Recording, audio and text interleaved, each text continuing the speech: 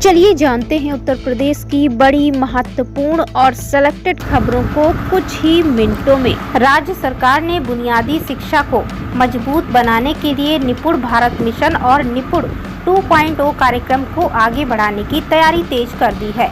इस योजना का मुख्य उद्देश्य कक्षा 1 से 5 तक के विद्यार्थियों में पढ़ने लिखने और गणित की बुनियादी क्षमता विकसित करना है। हाल ही में सरकार ने जुलाई माह में सभी जिलों में निपुण संकल्प कार्यशालाएं आयोजित करने का निर्णय लिया है, जिनमें शिक्षकों और शिक्षा अधिकारियों को आधुनिक शिक्षण पद्धतियों का प्रशिक्षण दिया जाएगा। इसके साथ ही भीषण गर्मी और लू की स्थिति को देखते हुए उत्तर प्रदेश सरकार ने बेसिक शिक्षा परिषद एवं मान्यता प्राप्त विद्यालयों की ग्रीष्मकालीन छुट्टियां 24 जून तक बढ़ा दी हैं। अब विद्यालय 25 जून से खुलेंगे।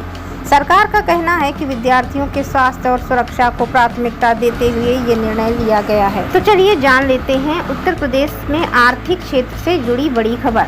उत्तर प्रदेश की अर्थव्यवस्था के लिए एक बड़ी उपलब्धि सामने आई है।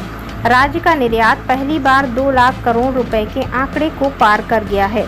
रिपोर्ट के अनुसार राज्य की निर्यात वृद्धि दर राष्ट्रीय औसत से अधिक रही है, जिससे सरकार के $1 ट्रिलियन अर्थव्यवस्था बनने के लक्ष्य को मजबूती मिली है। इस उपलब्धि के पीछे एक जिला एक उत्पाद यानी ODOP योजना, रक्षा औद्योगिक गलियारा, इलेक्ट्रॉनिक्स विनिर्माण केंद्र, डेटा सेंटर परियोजनाएं और जेवर स्थित अंतर्राष्ट्रीय हवाई अड्डे जैसी परियोजनाओं का बड़ा योगदान माना जा रहा है। सरकार का मानना है कि इन परियोजनाओं से निवेश, रोजगार और औद्योगिक उत्पादन में तेजी आएगी।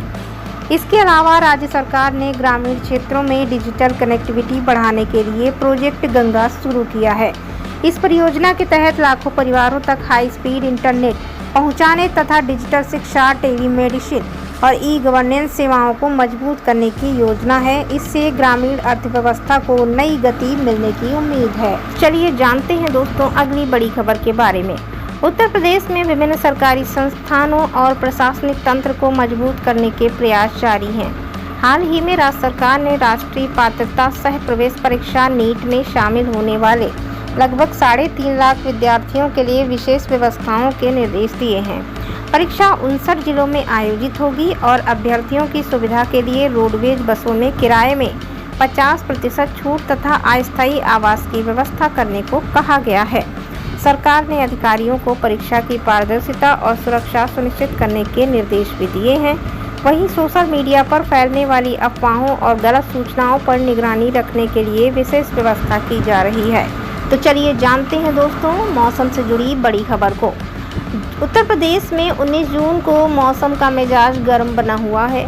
भारतीय मौसम विभाग के अनुसार प्रदेश में मानसून का इंतजार अभी जारी है और इसकी संभावित एंट्री पूर्वी हिस्से विशेष रूप से सोनभद्र क्षेत्र से हो सकती है। हालांकि अभी मानसून के आगमन की आधिकारिक पुष्टि नहीं हुई है।